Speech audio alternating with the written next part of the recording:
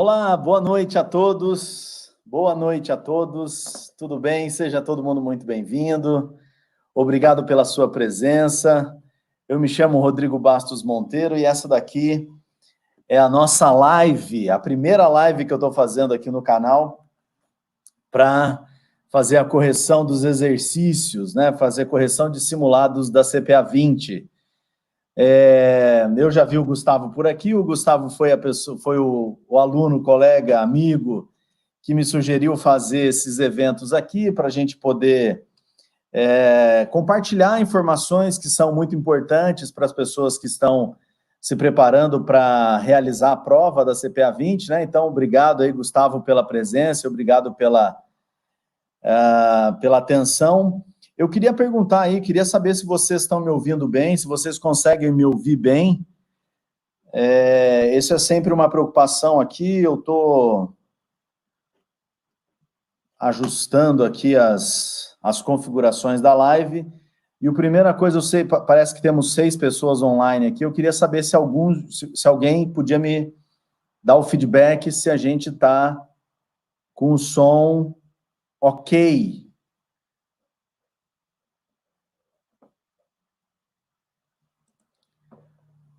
Nossa, agora apareceram diversas mensagens aqui, todas de uma vez. Todas de uma vez, tá bom, vamos lá, vamos aqui. O Marcos está por aqui também, o Gustavo está por aqui também, o Apenas Mais Um está por aqui também. Obrigado, então, aí a todos, tudo certo, que bom que vocês estão por aqui, muito obrigado pela participação de vocês. O que eu vou fazer, tá? Como até disse aí, né? É a primeira vez que a gente vai fazer isso aqui no canal, uma live de simulados, então eu não vou enrolar muito, né? A gente vai direto para os simulados, eu vou apresentar as questões, vamos discutir por que cada uma está certa ou que está errada, e eu vou te dar o gabarito, né? Só que daí, para ter um bom andamento, assim, eu vou fazer primeiras 20 questões, né? Ver como é que andou, questão de tempo e tudo mais.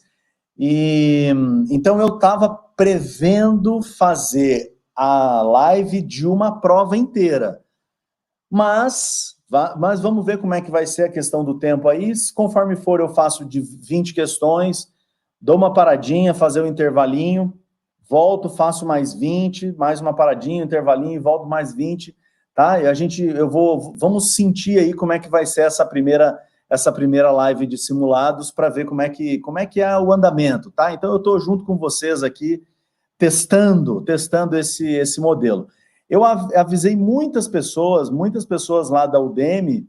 Eu mandei mensagem, né, para os alunos que já estão lá na Udemy para que pudessem participar aqui. Então, se você quiser enviar suas dúvidas, quiser enviar seus comentários, eu te peço só que você me diga de que cidade que você é, e se você é aluno lá da Udemy. Eu também publiquei que eu ia fazer essa live aqui no meu LinkedIn, no meu Instagram, então pode ser que tenham pessoas, você que possa estar participando aqui, não é necessariamente meu aluno lá na Udemy, no curso preparatório para a CPA 20, então eu queria saber, fica aí a minha solicitação para você, tá? Depois do Apenas Mais Um, também entrou por aqui a Renata. Boa noite, Renata, obrigado pela presença. A Consuelo está por aqui também, Consuelo sempre está por aqui, que bom, né? A Ive Silva e a Clenise também, então muito obrigado pela presença de todos vocês, tá? Bom, vamos lá, eu vou então apresentar aqui as primeiras 20 questões, e aí você vai me comentando aqui. Pelo que eu percebi, do momento que você me manda a mensagem até o momento que eu recebo a mensagem aqui, leva um tempinho, então mesmo que eu tiver passado, eu volto, não tem problema, tá? A Bruna está por aqui também, Bruna Takamatsu Ferreira, da Udemy de São Paulo. Legal, Bruna, obrigado pela sua presença. A Ive também é da Udemy de São Paulo. Legal, Ive, obrigado.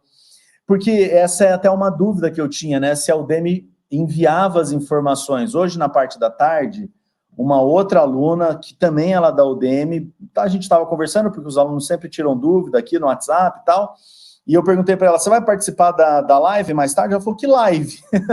Que live? Não estou sabendo de live, não. Eu falei: nossa, mas eu mandei diversos comunicados, né, Na Udemy, então, eu sei que às vezes recebe, não recebe, mas aqui a Bruna, o Gustavo de Dracena, o Gustavo é quem, né? O Gustavo é meu amigo aqui que me sugeriu para fazer essa live. Mas a Bruna, a Ive, né? O Cristiano também é lá da Udemy, legal, excelente, excelente, excelente. Que bom que vocês estão por aí.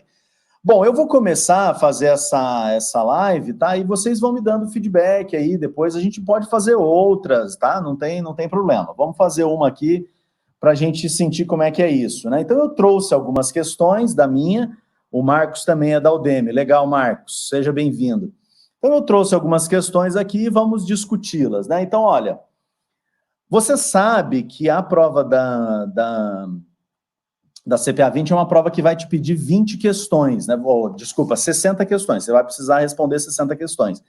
Dessas 60 questões, você vai precisar responder em 2 horas e pouquinho ali, você precisa estar com tudo pronto.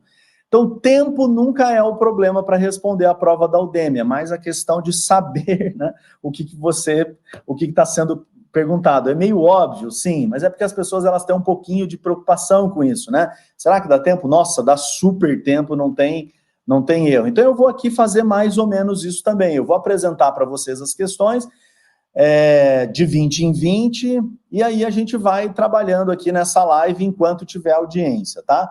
Bom, então, primeira questão aqui que eu queria trazer, né? Disciplinar as atividades das bolsas de valores e dos corretores de fundos públicos é uma função exclusiva de quem? Então, aqui é uma pergunta, essa é uma daquelas perguntas que confunde as pessoas na hora da prova, né?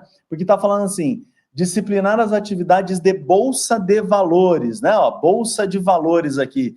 Você pode ficar com uma certa impressão, né? Que bolsa de valores, deixa eu pegar uma canetinha aqui, ó. Bolsa de valores. Quando você vê bolsa de valores, você fala, aqui eu não tenho erro, né? Disciplinar a atividade de bolsa de valor é uma atribuição da CVM, Comissão de Valores Mobiliários, né? Tudo bem, né? Você pode ter esse primeiro impacto, mas vamos ler um pouquinho mais a pergunta, ó. E dos corretores de fundos públicos. Corretores de fundos públicos, ou seja, a atividade de quem vende, ou administra, ou custodia, né?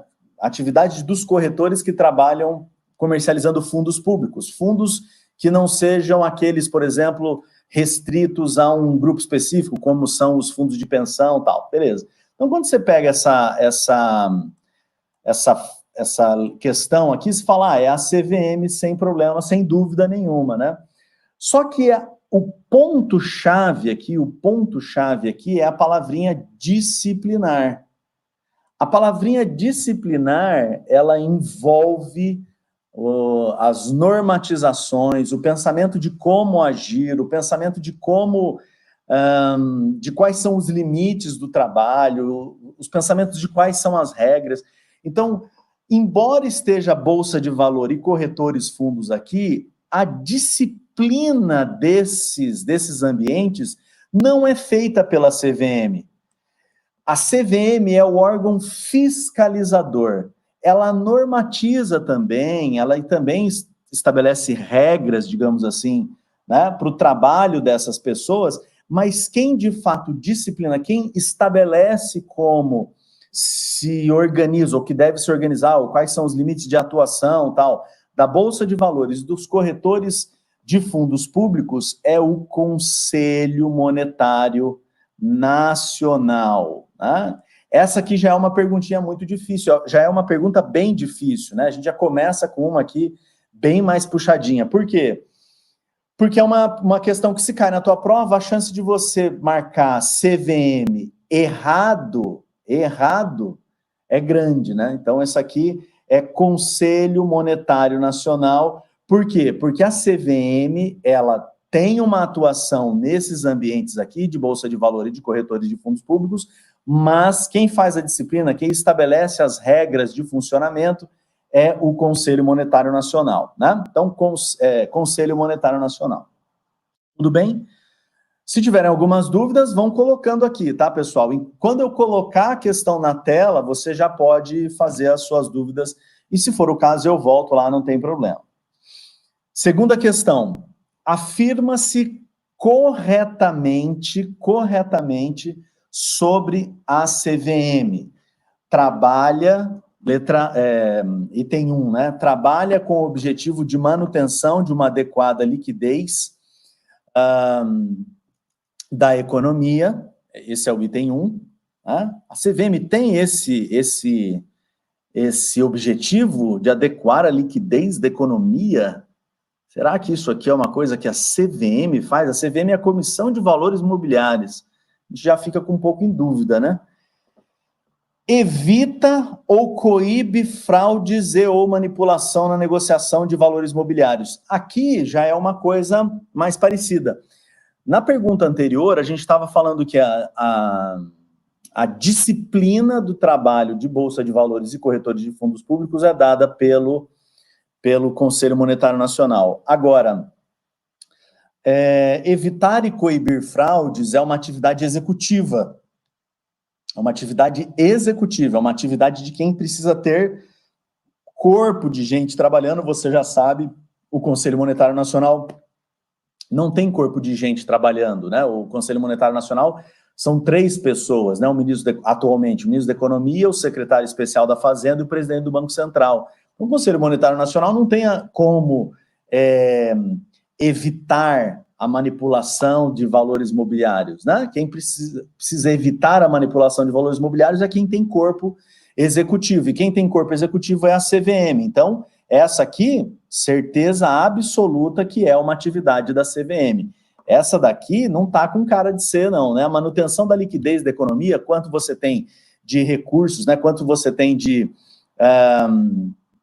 dinheiro em circulação, para o quanto você quer ter de inflação e para o quanto você quer ter de atividade econômica, não é o caso da CVM, né? Já vamos antecipar, isso daqui é uma questão específica, né, da adequação da liquidez da economia, é uma questão específica do Bacen.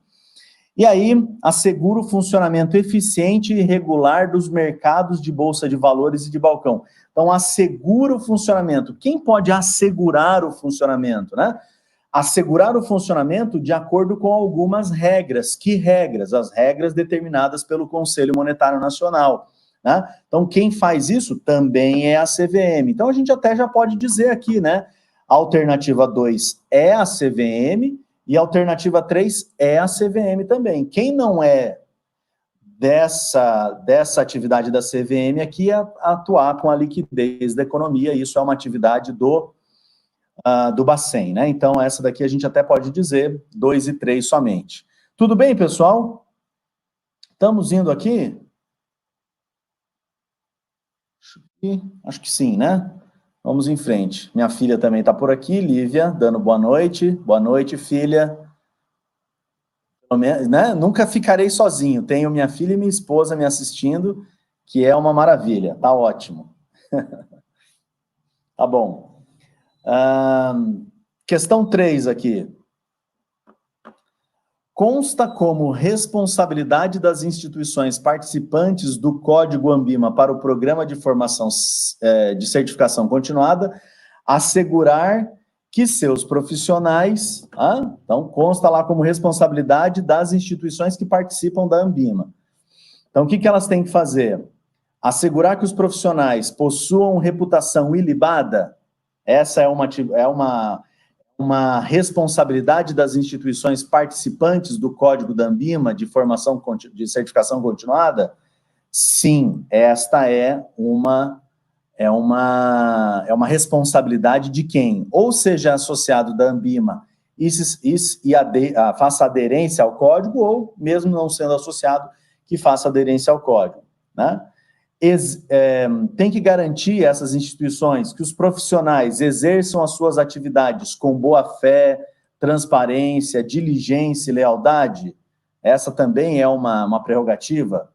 Também é uma prerrogativa. Com certeza, as instituições participantes, os empregadores, né, as entidades do mercado financeiro de capitais que são associados à Anbima e que atendem ao Código de Certificação Continuada têm que garantir isso. e sigam os princípios de liberdade de iniciativa e de livre concorrência. Sim, também é uma atividade orientada aí, né, uma responsabilidade das instituições participantes do Código da Anbima. Então, aqui a gente pode dizer que 1, 2 e 3 são responsabilidade das instituições participantes do Código Anbima. Renato também está por aí, beleza, Renato? Obrigado pela presença. Legal. Renato daqui a pouco vai querer fazer a prova também, hein, Renato? 4, sobre riscos institucionais no setor financeiro. Vamos lá. Quando há a chance de perdas decorrente de publicidade negativa, mesmo que não verdadeira, estamos tratando de risco de imagem. Então, veja, riscos institucionais no setor financeiro. Essa é uma pergunta aqui que vai ser lá do seu capítulo 2, né? Tudo bem, então vamos lá. Quando há chances de perdas decorrente de publicidade negativa, ou, sei lá, os dirigentes do banco apareceram em investigações da Polícia Federal, ou o banco, sei lá, foi alvo de um processo de classe lá por assédio moral,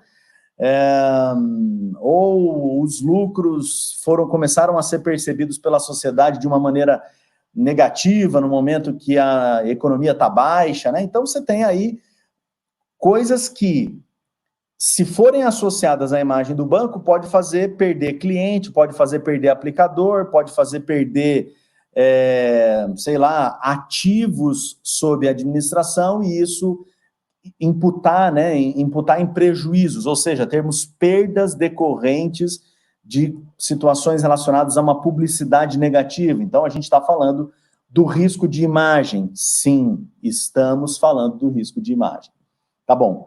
A chance de o não cumprimento de legislações aplicáveis que impliquem em perda da instituição financeira é o campo do risco de compliance, ou risco legal. Sim, né? Se o banco não, sei lá, ele tinha que manter um certo índice lá para sua liquidez, e ele não manteve esse conjunto de ativos lá para manter a liquidez, e isso incorreu que ele teve uma multa pelo Bacen, por ele não ter cumprido o que deveria. Então, ele teve prejuízos financeiros porque não cumpriu uma certa legislação. Ou, sei lá, o banco tinha que ter lá um número X mínimo de pessoas com necessidades especiais nos seus quadros de trabalho, não manteve, e aí por isso teve uma multa lá pelo Ministério do Trabalho. Então, não atendeu a legislação e também teve perdas financeiras. Então, tudo que é de não cumprimento da legislação, não cumprimento do conjunto de legislações que estão sobre o banco, a gente está falando de risco legal. Quando a gente fala de compliance, a gente amplia um pouquinho essa ideia, né? O compliance é tanto do arcabouço jurídico do país, num certo momento, quanto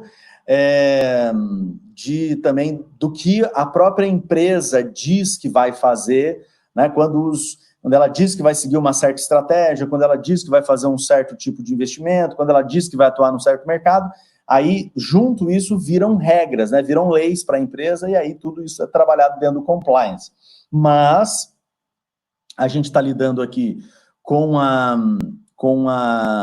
maneira, né, com o jargão que é utilizado lá pela Anbima, então o compliance tem a ver com risco legal, essa questão está certa.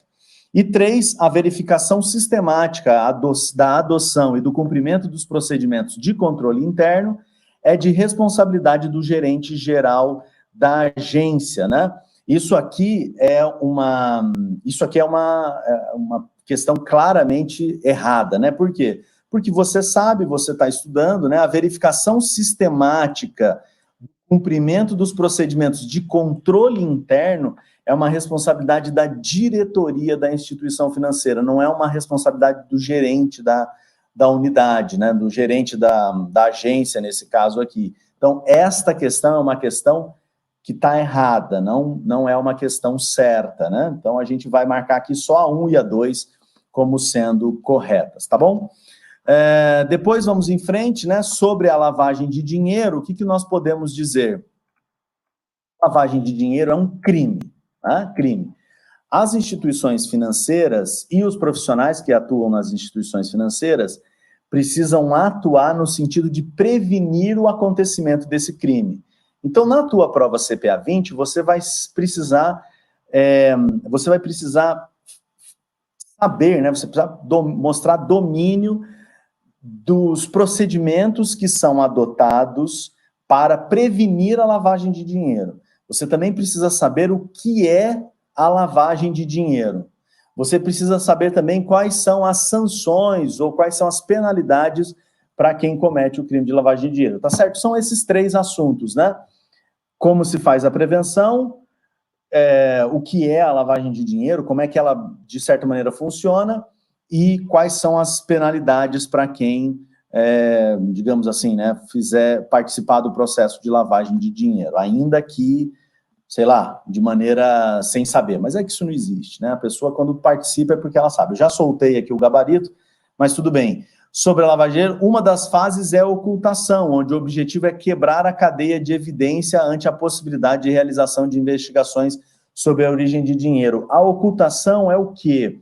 É quando, por exemplo, já passou pelo sistema financeiro, né? Ou seja, o dinheiro já saiu, digamos assim, de não ter uma origem específica, e agora ele já está lá no sistema financeiro, portanto, tem uma origem, porque todas as vezes que um dinheiro entra no sistema financeiro, a gente sabe a origem, né? Quando é feito um depósito de um dinheiro, você sabe a origem, quem fez o depósito foi X ou fez na conta de Y, né? Você sabe ali de onde veio aquela grana. Quando você tem, sei lá, uma transferência dentro do sistema financeiro, você também sabe qual que é o trânsito daquele recurso ali. Só que aí, tudo bem, o recurso já está no sistema financeiro, né? Já está lá participando de contas, ou já é sei lá, um ativo comprado no nome de alguém, tá. Só que aí você precisa começar a precisar esconder esse dinheiro. E para esconder esse dinheiro, uma das coisas que se faz é fazer a separação do recurso, transferir, juntar de novo, separar, ou seja, muitas movimentações, e na maioria das vezes, como a gente está falando de valores normalmente grandes, né, os criminosos usam ambientes, assim, o que a gente vai chamar de paraísos fiscais, né, onde você não tem muito controle para saber de que dinheiro que está entrando e que dinheiro que está saindo, ou que dinheiro que está ficando ali, né.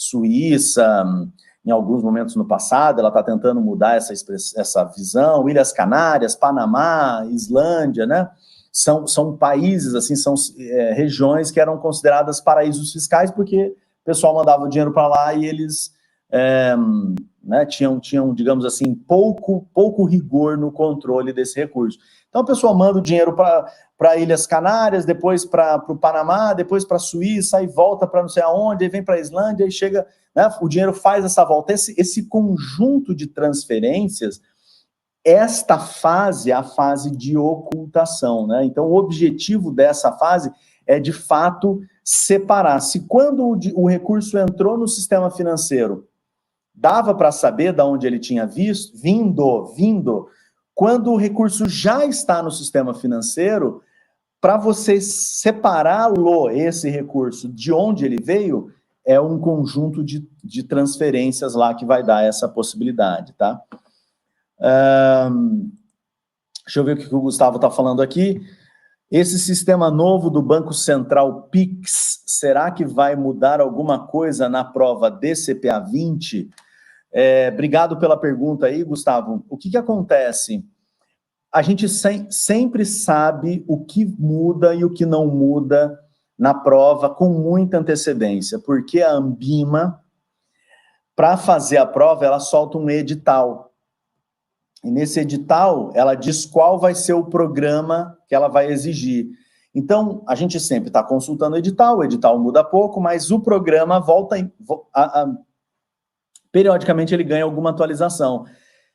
E aí, não tem previsto, por enquanto, no programa detalhado, nada que fale sobre o trabalho que o Pix faz. O Pix é um aplicativo, sei lá, é uma solução, é uma ferramenta do Bacen para transferência de recursos, né?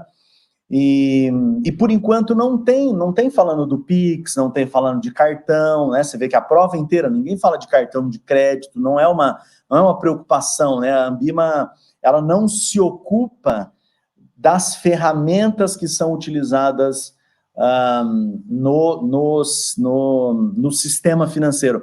Isso nem sempre foi assim, tá? Antigamente, eu estou dizendo assim, lá no 2011, por aí, 2012, nas primeiras vezes que eu fui dar aula de CPA 10, na época era o que se mais falava, né?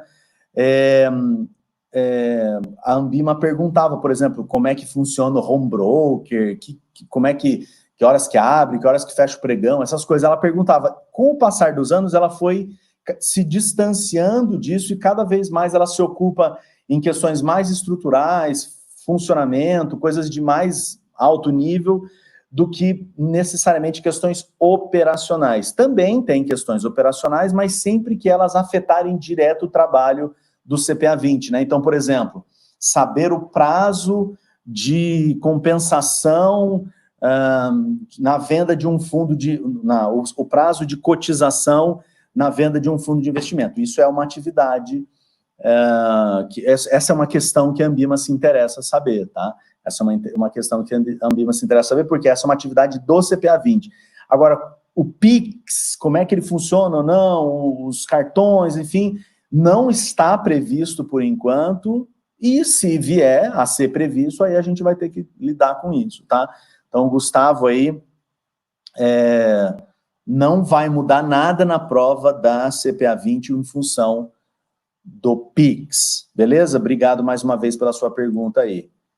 O meu pai também marcou presença aqui no chat. Obrigado, pai. Bom, pelo menos a minha família está me acompanhando e meus amigos estão me acompanhando.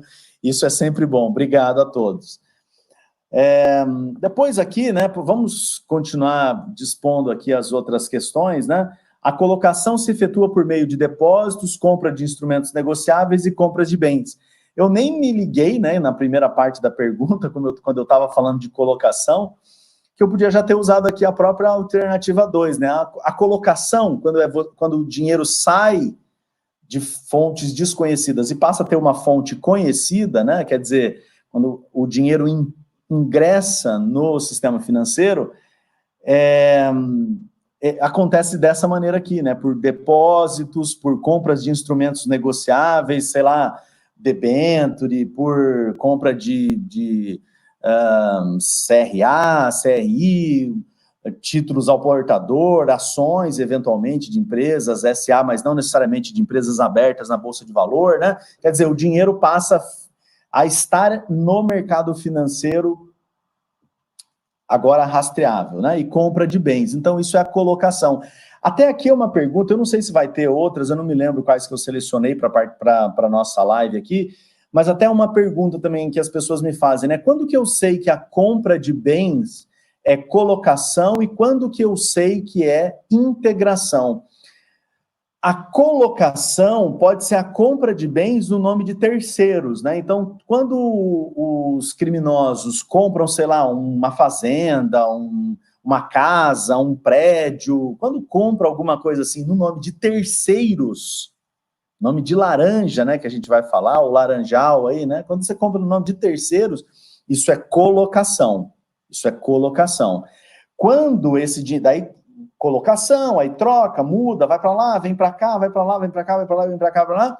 Quando esse imóvel, esse bem, esse patrimônio, ele passa a figurar no rol de patrimônio de bens do próprio criminoso, porque já rodou, já perdeu ali digamos assim, já perdeu o fio da meada que ligaria, né, o criminoso a ao recurso, né, a fonte do dinheiro ilícito e aí aquele patrimônio, quando já perdeu isso, aí ele coloca no seu nome, ou no nome da empresa dele, ou no nome, enfim, né, aí ele é fácil, ele declara até no imposto de renda, isso é integração, né, é utilizar o recurso ilícito depois do processo de limpeza, entre aspas, né, o recurso já foi limpo pela lavagem de dinheiro, pelo crime de lavagem de dinheiro, né, então, compra de bens, quando é feito em nome de terceiros, com o objetivo de afastar, aí a gente está falando de colocação. Quando é feito no nome do próprio criminoso,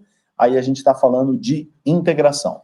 E por fim, aqui na integração, os criminosos realizam depósitos em contas abertas em nome de laranjas, ou utilizando empresas fictícias ou de fachada para destinar os recursos ilícitos. Eu acabei de falar que isso daqui é a colocação, né? A colocação, a integração é quando ele faz no próprio nome. Então, aqui só a alternativa 1 e 2 estão corretas. Tá? Vamos seguindo aqui. 6. A análise do perfil do investidor deve ser feita a cada 12 meses, no mínimo. Você já sabe, você que está estudando para CPA 20, isso daqui é capítulo 2, não é verdade, né? Você sabe que a análise do perfil do investidor, a atualização cadastral, tudo isso deve ser feito com no mínimo 24 meses, né? 24 meses. Claro, você tem sempre gente, né, quando os cursos são presenciais, o pessoal, mas lá no meu banco ou na minha cooperativa, tal, a gente faz todo ano. Tudo bem, lá na sua cooperativa, lá no seu banco, vocês fazem todo ano, mas essa não é a regra, né? A regra é que a periodicidade mínima que a análise do perfil do investidor precisa ser feita é de 24 meses. Então, essa daqui não está certa, né? A A está fora. A gente já pode tirar.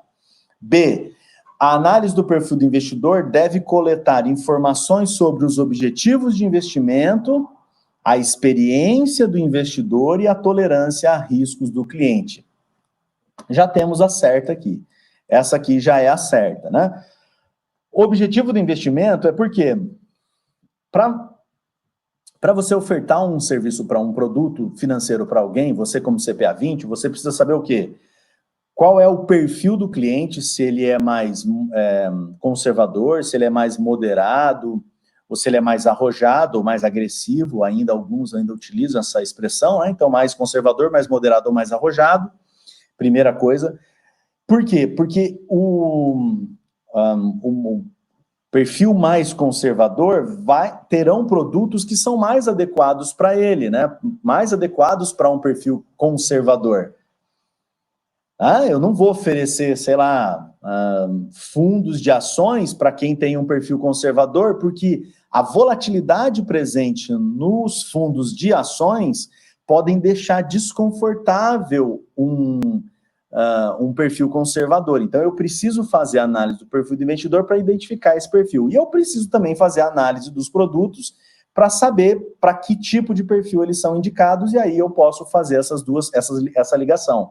E para saber o perfil do investidor, uma das coisas é o objetivo, né? Se a pessoa tem objetivos de mais longo prazo, a tendência é que ele caminhe para um perfil mais arrojado, que possa lidar com investimentos que tenham um pouquinho mais de volatilidade, né? Tudo bem? Se os objetivos são mais de curto prazo, ele provavelmente vai caminhar para um perfil mais conservador nestas respostas, porque no curto prazo você não vai querer muita volatilidade nos seus investimentos, né? Quanto mais experiência a pessoa tiver, quanto mais experiência de investimentos a pessoa tiver, mais ela se desloca ou de moderado para conservador ou de moderado para arrojado. As pessoas normalmente começam com um perfil moderado. E aí, quanto mais experiência elas ganham de investimento, né, mais experiência elas ganham de investimento, ou elas caminham para se tornar mais conservadoras, ou elas caminham para se tornar mais arrojadas. A experiência aqui é tanto tempo já investido e ativos que a pessoa já investiu, quanto também conhecimento que ela tenha, né, sei lá, formação, graduação, pós, tal. Isso também ajuda a aumentar a experiência aqui do investidor. E tolerância a risco que o cliente provavelmente tenha, né? São aquelas perguntinhas, se você já fez alguma análise do perfil do investidor, são aquelas perguntinhas assim,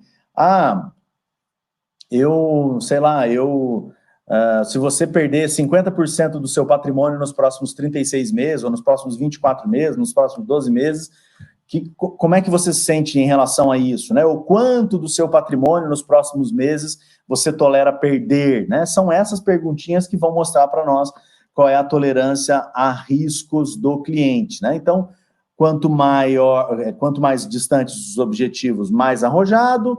Quanto maior for a experiência, mais arrojado ou mais conservador, e a tolerância a risco, quanto maior for a tolerância a risco, mais tende a ser arrojado, quanto menor for a tolerância a risco, mais tende a ser conservador, né? A análise do perfil do investidor. Vamos ver o que está errado aqui na C. Utiliza informações como, entre outras, o valor a ser investido pelo cliente. É isso que está errado, né?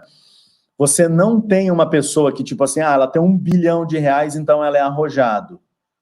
Ou você tem assim, uma pessoa tem R$100 de patrimônio e é conservador. Não é assim que funciona, né?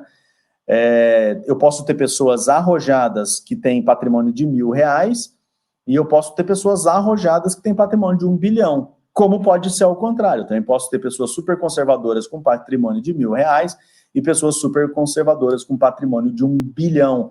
Por quê? Porque não é o volume do patrimônio que determina se a pessoa é conservador, moderado ou arrojado, né? E sim essas outras 3 variáveis aqui de cima. Letra D, é dispensável para o caso de investimentos em renda fixa, que são os de... É dispensável para o caso de investimentos em renda fixa, análise do perfil do investidor, que são os de menor risco de mercado. Não é verdade, não é verdade. Também tem que fazer a análise do perfil de investidor se você for ofertar produtos de renda fixa, por quê? A gente até pode dizer que os produtos de renda fixa, tem investimentos de renda fixa que são com risco muito pequeno, né? Por exemplo, os títulos públicos federais, mas ainda assim tem riscos. Ainda assim tem riscos. E aí, dependendo do tipo do título, né, ele tem mais risco ainda. Se a pessoa for comprar uma letra do Tesouro Nacional, um título de renda fixa, um título de renda fixa pré-fixado, esse tipo de título talvez não seja tão indicado para um investidor super conservador, né? Mais indicado para um investidor moderado, né? Quem sabe um agressivo, porque a renda fixa pré-fixada, contém mais volatilidade. Tudo bem, pessoal, até aqui? Alguém quer fazer alguma pergunta aí? Alguém quer fazer alguma colocação? A Ive disse que está tudo tranquilo, que bom, né? Bom, eu estou mandando ver aqui as respostas, mas você pode fazer alguma colocação se você achar que deve, tá? Fazer alguma pergunta aqui. Daqui a pouquinho eu vou fazer um intervalo dessa live quando a gente chegar na 20ª questão. Eu tenho outras formas aqui de apresentar, ó. Mas tudo bem. Vamos em frente. Questão 7. Para fazer a classificação das categorias de produtos, as instituições financeiras distribuidoras de produtos de investimento devem observar... Eu até já respondi isso nas questões anteriores, né? Devem observar os riscos associados ao produto e seus ativos subjacentes, é verdade. Avaliar o perfil dos emissores e prestadores de serviço associados ao produto e verificar a existência de garantias e prazos de carência. Então, se eu vou fazer a categorização de um produto, se ele é mais alto risco, mais baixo risco, né? Se você se lembra lá das aulas de CPA 20, dependendo de onde você está, eu apresentei assim, os fundos de investimento, inclusive quanto à classificação de risco, e tem na própria lâmina de informações essenciais, né, se ele é mais risco, menos risco, de uma escala de 1 a 5. E da onde se tira essa informação? Dessas 3 variáveis aqui. Então, os riscos associados aos produtos e os ativos subjacentes. Então, às vezes, você tem lá um fundo de investimento em ações. Ele oscila porque os ativos que o fundo compra oscilam bastante, né? Então, esse já é um tipo de investimento voltado para um público mais arrojado. Você tem, às vezes, um fundo de investimento multimercado, mas um multimercado que 80% é renda fixa, CRI, CRA, debêntures, coisas assim. Então, ele já é um moderado, embora não seja conservador, por quê? Porque você pode lidar com volatilidade, questões de risco de crédito, né? Que aí já entra o perfil dos emissores, né? E os prestadores de serviços associados. Nesse caso, ele já é um moderado, né? E aí, existência de garantias e prazo de carência, no caso desse multimercado que eu falei, né? Com CRI, CRA, debêntures, o CRI e CRA tem garantia real, a debênture não, então você não vai classificar este ativo como, este fundo de investimento como de baixo risco, você vai classificar como de risco moderado, quem sabe até risco alto, né? Então, as 3 atividades aqui são atividades que são feitas para a classificação da categoria de produtos, né? Então, 1, 2 e 3 estão certas, tá? Aí a gente tem essa perguntinha aqui sobre a heurística, né? Heurística da disponibilidade. Leva o investidor a estimar a frequência ou probabilidade de um acontecimento pelos casos que lhes vêm à memória, ou lhes chamam a atenção, ou que conseguem visualizar mentalmente com mais facilidade, né? Essa daqui é a heurística da disponibilidade. Ou então, essa outra aqui, ó, leva o investidor a tomar decisões com base em informações e conhecimentos prévios ou pré-concebidos. Essa aqui é da disponibilidade? Deixa eu fazer uma enquete aqui com quem está me assistindo, né? Qual dessas aqui você marcaria? Letra A, letra B, letra C ou letra D? A heurística da disponibilidade é, né, as duas que eu já li, letra A e B, ou é a letra C, leva o investidor a examinar sequências aleatórias, acreditar em ter encontrado um padrão lógico, ou leva o investidor a desconsiderar o tamanho da amostra para fazer generalizações. O que vocês marcariam nessa daqui? Quem está por aí ainda, né, para a gente ver o que marcaria? Qual dessas é a heurística da disponibilidade? Vamos lá. Deixa eu ver se eu abro aqui uma guia do YouTube também, para ver se os meus chats vêm mais rápido.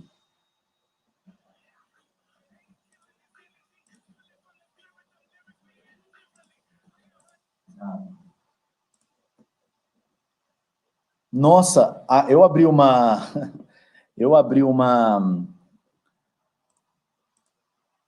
guia aqui e leva um tempão para chegar a informação do que eu estou enviando até vocês, né? Deixa eu ver. O Gustavo falou vixe. A Renata marcaria a letra A. Renata Miguel marcaria a letra A. O Ugli Ribeiro Fonseca, a letra A. E o Gustavo A também. Caramba, tão bem, hein? Apenas mais um também marcaria a letra A. É que vocês também fazem um bom curso de preparatório para CPA 20, brincadeira, né? Olha só, na minha guia aqui do StreamYard, não veio a informação ainda, então acho que eu vou olhar a live sempre por aqui. Sempre por esse outro chatzinho aqui, porque senão vai demorar muito para chegar aqui para mim. A Ive também, letra A, né? E é a letra A mesmo, vocês estão certíssimos, né? A heurística da disponibilidade é essa daqui, a que leva o investidor a estimar a frequência ou a probabilidade de um acontecimento pelos casos que lhe vêm à memória, lhe chamam a atenção ou que conseguem visualizar mais facilmente, né? É o que está mais à mão, né, para ser pensado, digamos assim. A gente pode até falar quais são as outras, né? Leva o investidor a tomar decisões com base em informações e conhecimentos prévios ou pré-concebidos. As outras 3, vamos ver se eu estou falando alguma besteira, né? Leva o investidor a examinar sequências aleatórias e acreditar em ter encontrado algum padrão lógico. E leva o investidor a desconsiderar o tamanho da amostra para fazer generalizações? Exatamente. As outras 3, B, C e B, falam da heurística da representatividade, não falam da heurística da disponibilidade. A da representatividade é isso, né? A pessoa colhe alguns casos, Sabe, é bem interessante. Isso aqui é muito aplicável. O meu livro do Kahneman não está aqui, está em casa. Mas eu sempre recomendo o livro do Kahneman, você já me ouviu falar isso. A heurística da disponibilidade, ou desculpa, da representatividade, ela faz a pessoa achar que os casos que ela viu são representativos, característicos, né, do todo. Então a pessoa fala assim, né, você conta para a pessoa, olha, investir, sei lá, em título de capitalização é uma coisa que não vale muito a pena, viu? Você vai perder dinheiro, porque não paga. Ah, mas o meu primo foi sorteado, né? Então é bom. Então a pessoa fala assim, bom, pelo caso do meu primo, por um caso, que é o caso do meu primo, eu digo que é bom, porque se ele for sorteado, a chance de eu ser sorteado também é grande. Envolve uma análise, né? Envolve dizer assim, olha, pelos casos que eu colhi, eu estou dizendo que funciona. Para as empresas, para análise de empresa, funcionaria assim, né? Eu pego lá a informação do preço sobre lucro, eu pego informação sobre o EBITDA, eu pego informação sobre o volume de vendas, eu pego tudo isso e vejo que essas informações estão tudo crescendo, né? Então, essas informações da empresa, né? Preço sobre lucro. O preço sobre lucro está crescendo, está diminuindo, o EBITDA está aumentando, está tudo aumentando. E aí a pessoa fala, olha, essa daqui é uma empresa que vale a pena comprar. Mas ela não olhou informações como a dívida que está crescendo muito, sei lá, o market share da empresa diminuiu muito, o retorno sobre investimento da empresa comparado com os concorrentes caiu. Então, ela pega informações que já reforçam o que ela acha que é certo, né? Ela pega informações que já atendem o seu desejo de dizer que aquela empresa é boa, e ela despreza outras informações que, digamos assim, né, ajudariam a derrubar a pré-concepção que a pessoa tinha antes, né? Então, isso também é representatividade. E, por fim, aqui, o tamanho da amostra, eu já falei, né? Examinar sequências aleatórias e perceber, encontrar algum padrão, né? A pessoa que, subiu, a ação subiu, depois ela caiu, depois ela subiu, depois ela caiu, depois ela subiu e agora ela caiu. Então ela vai subir de novo, porque olha aqui, olha como ela vem num padrão aqui de sobe e desce e agora ela vai subir. E isso não é verdade, né? Esse tipo de sequência não é verdade, porque se você faz o exame de sequência de 3 anos, você pode ver algum padrão. Se você fizer um exame de 10 anos, pode ver algum padrão, de 20, de 30 anos, pode encontrar algum padrão. Esse é o que a gente vai chamar de random walk, né? O andar aleatório. Esse random walk também é interpretado pelas pessoas, muitas vezes, por conta da heurística da representatividade como um padrão. Então, as 3 aqui, letra B, né? Letra B, letra C e letra D, tá errado, né? Porque isso aqui é representatividade. Todo mundo marcou bem, né? Todo mundo marcou bem aqui a letra A. Deixa eu colocar o comentário da Bruna aqui na minha live, só para eu ficar feliz, ó. Obrigado, Bruna. Bruna Takamatsu Ferreira, tá bem legal e esclarecedor. Era tudo que eu precisava ouvir, Bruna. Esse tipo de incentivo me ajuda muito. Todo professor sempre tem uma lacuna, né? É uma brincadeira, é uma zoeirinha que eu faço com os professores. Sempre tem uma lacuna de autoconfiança, né? Sempre precisa que falem isso, né? Olha, que legal, que bom, que bacana, para se sentirem motivados. Isso é um traço dos professores. Bom, 9. Ao invés de anunciar que os títulos de capitalização teriam devolução integral nominal do recurso aplicado após 60 meses, um banco passou a informar que a eventual perda nesta aplicação, em caso de não sorteio, seria de apenas a inflação do período. Essa mudança na comunicação do produto melhorou o entendimento do cliente sobre o produto e levou em conta o quê? O que levou em conta, né? O que aqui... qual é o efeito que melhorou a percepção do cliente sobre esse produto, né? Eu até podia dizer assim, né? Qual é o banco, se vocês conhecem algum, né, que ao invés de anunciar que o título de capitalização tem retorno nominal do recurso após 60 meses, quem faria isso, né? Que banco que você acha que faria isso? Nenhum, né? Passou a informar que a eventual perda da aplicação é apenas a inflação. Então, ao invés do banco dizer, olha, eu te devolvo o valor nominal daqui 60 meses, o banco passou a dizer assim, olha, você só vai perder a inflação desse período, né? A correção monetária, ela não é capaz de compensar a perda de valor de compra do dinheiro. Então, quando você sacar o dinheiro daqui 5 anos, se você não for sorteado, a única coisa que você perdeu vai ser o valor da inflação, né? Imagine que o banco tenha feito isso. Não existe, né? Mas imagine. O cliente vai falar, ah, não, mas espera aí, será que eu vou comprar esse produto, né? Porque se eu não for sorteado, eu vou perder o valor da inflação. Então, melhorou a compreensão do cliente e isto aqui é uma demonstração de que efeito? Deixa eu ver se eu consigo ter alguém que me conte esse efeito aqui. Que efeito é este?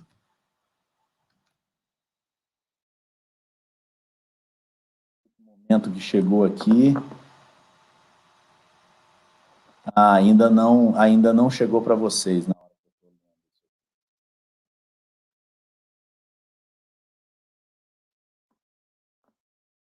Renata, mas tá numa fiação? Muito bem, Renata. A Renata tá voando baixo, rapaz. Muito bem, Renata. A Renata já falou certo aqui. É a letra B, né? É a letra B. Cadê meu StreamYard aqui? Aqui. É a letra B. É o efeito de estruturação, né? A maneira como você entrega a informação pode aumentar a percepção. Aqui, né? Eu falei, aumentei a percepção da pessoa, né, nessa questão hipotética, ou você até pode influenciar a pessoa também da maneira como você dispõe a informação, né? Eu podia te apresentar a informação assim, né? Essa caneca custa mais ou menos de R$ 20. Quanto custa essa caneca? E aí você vai me dar um preço que você acha, mas eu dei uma informação, né? Eu falei, ó, te dou aqui um valor, né? A ancoragem, eu ancorei a sua percepção, né? Falei, ó, custa mais ou menos de R$ 20. Eu ancorei a tua percepção. Aí você vai me responder. Ou eu posso falar, essa caneca aqui custa mais ou menos de R$ 50. Quanto custa essa caneca? Se eu fizesse essa pergunta para 2 grupos separados, né? Um perguntando, custa mais ou menos de R$ 20, quanto custa? E o outro, custa mais ou menos de R$ 50, quanto custa? Para esse grupo que eu dei como referência o 20, a resposta do grupo estaria muito próxima de 20. E para o grupo que eu falei 50, a resposta de todo mundo estaria muito próxima da de 50, né? Então, isso é a ancoragem. A ancoragem é você dar uma informação para a pessoa. E a ancoragem é uma coisa que se faz a partir de um outro efeito de como você estrutura a informação que você vai entregar, que é basicamente o que está acontecendo com esse banco aqui, né? Esse banco está dizendo, olha, esse produto aqui ele tem uma certa característica, e essa certa característica influencia na sua percepção do produto. Então, ele entrega essa informação. Eu gosto também de dar um outro exemplinho, se você já viu as aulas, você já lembra do meu exemplo, que é, se você vai vender alguma coisa, você vai vender um carro vermelho, né? Vermelho Ferrari. Vermelho Ferrari. E se você vai comprar um carro, você fala, ah, mas vermelho enjoa, esse vermelho bombeiro aí, né? Dependendo de que posição que você tá, porque esse tipo de informação estrutura a análise do outro lado, né? A Renata... a Renata tá voando, a Renata tá voando. E ela... Tive um excelente professor para aprender a matéria. Muito obrigado, Renata. A verdade mesmo, eu sei, eu estou só brincando, eu deixo aqui, tudo bem, com a Bruna também a mesma coisa. A verdade é que depende muito mais de vocês do que de mim, né? É que você especificamente, aí é uma ótima estudante, né, Renata? Não necessariamente eu fui um bom professor, mas tá ótimo. Que bom, né? Continue assim. Depois a gente tem alternativa... tem o item 10, né? Gente, é muito interessante, né? A primeira que eu estou fazendo aqui, nas minhas contas, a gente já está com quase 1 hora de live, né? e eu tinha falado que eu ia fazer 20 questões, ia dar uma pausa, fazer mais 20, dar uma pausa, fazer mais 20, mas eu já estou percebendo que não rola muito isso não, né? Eu não vou fazer 60 questões hoje não, já estou dizendo para vocês, a gente está com 1 hora de live, eu vou fechar mais algumas aqui, mas eu acho que mais do que isso vai ficar muito cansativo, nem que tudo bem, eu faça outra amanhã, ou depois, né? Foi interessante o evento, está sendo interessante o evento para mim, e obrigado vocês por estarem aqui, mas leva bastante tempo, né? Então não vai dar para fazer 60 questões comentadas hoje, tá? Só para vocês já me darem o feedback de vocês aí. Eu acho que nas próximas eu vou, sei lá, dar uma acelerada, assim, né, para dar mais questões numa live só. Aqui, apenas 10 horas de live, se for... Exatamente, apenas mais um. Tem que fazer 10 horas. A live começa às 7 horas da noite, vai até às 5 horas da manhã, e a gente responde todas. Não vai rolar fazer todas hoje, tá? Vamos mais uma aqui. Assim, agora aqui na questão 10, a gente passaria para o capítulo 3, né? Eu fiz questões do capítulo 1, questões do capítulo 2, e agora a gente passaria para o capítulo 3. Eu vou fazer mais umas 2 ou 3 aqui e vou encerrar a live, tá? Só para... Mas foi um aprendizado bem interessante, com certeza eu vou fazer outras aqui e vou falar para vocês, enfim, vou comunicar nessas redes aí, o DM e tudo mais, tá? Para continuar, né? Talvez eu fiz essa partezinha hoje, aí, sei lá, daqui 2 dias faço uma outra com mais 10, mais 12, aí, sei lá, no sábado faço mais 10, e assim a gente vai, nas próximas semanas aí, completa uma prova inteira. Já está feito aqui, né? É só questão de tempo. Então, vamos lá, letra 10, né? Sabe-se que o poder de compra da moeda nacional está diminuindo fortemente pela análise do seguinte indicador. Então, dos indicadores que a gente tem aqui, o único indicador que mostra poder de compra da moeda é o IGPM. Porque o indicador do poder de compra da moeda é o indicador do índice de preços, né? Você fixa o índice de preços numa certa data, e aí ele vai te mostrando quanto precisa ser ajustado aquela base para você continuar tendo o mesmo poder de compra. Deixa eu ver, né? Se você lembra lá das aulas, né? Sei lá, se a gente começa o ano com R$1.000 e a inflação no ano foi de 4%, quando chega no final do ano, você não pode mais ter se você continuar com o teu mesmo R$1.000, você perdeu o poder de compra, você precisa ter 1.040 para atualizar esses 4% de inflação, de tudo que subiu, para continuar tendo aquele mesmo poder do início do ano, né? Então, é o índice de preço que verifica, que estabelece o poder de compra da moeda. Então, aqui é IGPM, né? O PIB é quanto gerou-se de riqueza dentro de uma certa economia num certo período. A PETAX é a média ponderada das operações interbancárias de câmbio no mercado, né, interbancárias, entre bancos, né, com o dólar comercial no dia anterior, né? Então essa é a PETAX, não é poder de compra. E o aumento do volume das reservas internacionais tem muito mais a ver com o saldo do balanço de pagamentos, né? Não tem a ver com o valor da moeda de compra da moeda nacional, né? O poder de compra da moeda nacional. Então aqui só podia ser IGPM, tá? Mais uma aqui, né? 11, o governo aumentou seus gastos em bens e serviços finais provenientes da produção dentro do território brasileiro, mas não aumentou os impostos. Então, aumentou o gasto, mas não aumentou o imposto. O PIB, como vocês lembram lá, né? O PIB, ele é composto por 4 elementos, né? O consumo das famílias, nossa, que letra, é que eu estou escrevendo com o mouse aqui, né? Por isso que está saindo assim. Consumo das famílias, mais os gastos do governo, mais os investimentos que as empresas fazem, mais as exportações líquidas, né? Net exportation, né? As exportações menos as importações.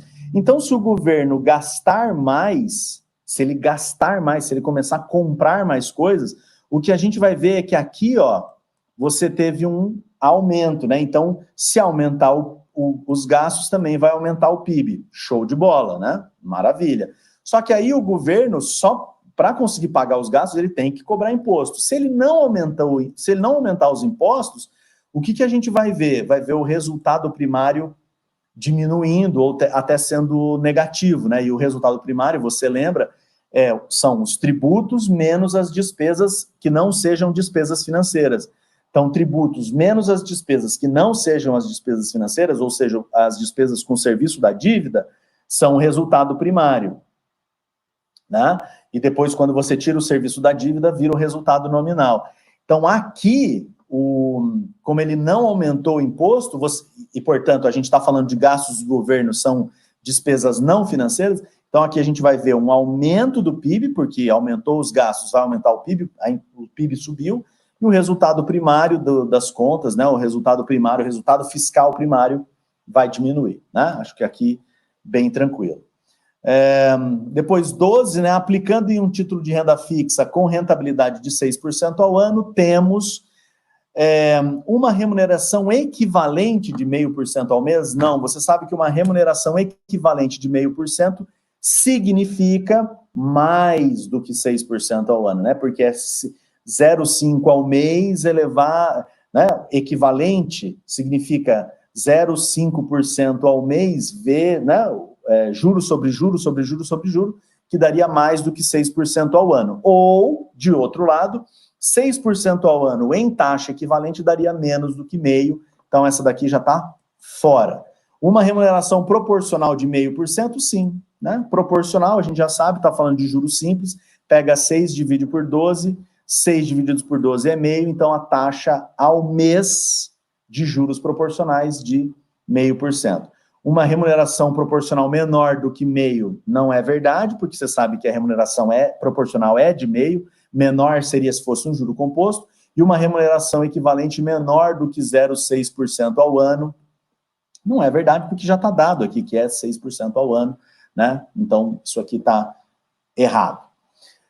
A última, tá? A última, para a gente encerrar aí, eu vou agradecendo já, se você quiser fazer nos seus comentários aí, muito obrigado. Eu vou encerrar na 13ª, e eu volto nos próximos dias fazendo outras aqui para você, outras lives dessas, tal, para a gente fazer simulados. A observação e cálculo do efeito da inflação sobre a rentabilidade de um investimento leva à identificação do quê? Né? Quando você tira a inflação de uma certa observação de rentabilidade, o que você tem é a taxa real, né? Então, no mesmo exemplo que eu dei lá de R$1.000, foi o valor que eu tinha no começo do ano, 4% foi a minha rentabilidade, sei lá, na caderneta de poupança, maravilha. Aí 4% também foi a inflação do período. Então, quanto foi o meu ganho real? 0. Né? Então, a minha taxa real é 0, embora a minha taxa nominal tenha sido de 4%, como a inflação também é de 4%, a minha taxa nominal a minha taxa real é de 0%. Tudo bem, pessoal?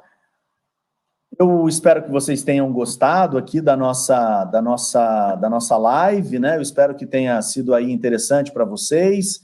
Eu vou terminando por aqui. Para mim foi uma experiência bem bacana também, né? A gente está com 1h06 de live aí. Agradeço a todos por estarem por aqui, agradeço a todos por terem participado. Renata, o Apenas Mais Um, o Gustavo, meu querido, né? A Bruna que participou, a Ive que participou, a Viviane também, todo mundo, valeu, obrigado mesmo pela companhia de vocês aí. Nos próximos dias eu vou pensar em continuar isso aqui, né? Tenho mais 47 dessas previstas aqui, eu vou pensar em continuar isso nos próximos dias, eu aviso para vocês, tá bom? Muito obrigado, fiquem bem, bons estudos, você já sabe, se precisar de alguma ajuda, né, no seu estudo aí, sempre pode contar comigo, o meu WhatsApp está sempre à disposição de vocês, beleza? A Clenise também esteve por aqui, obrigado, Clenise, obrigado a todos, gente, valeu, bom descanso, boa noite a todos, tudo de bom, até a próxima, tchau.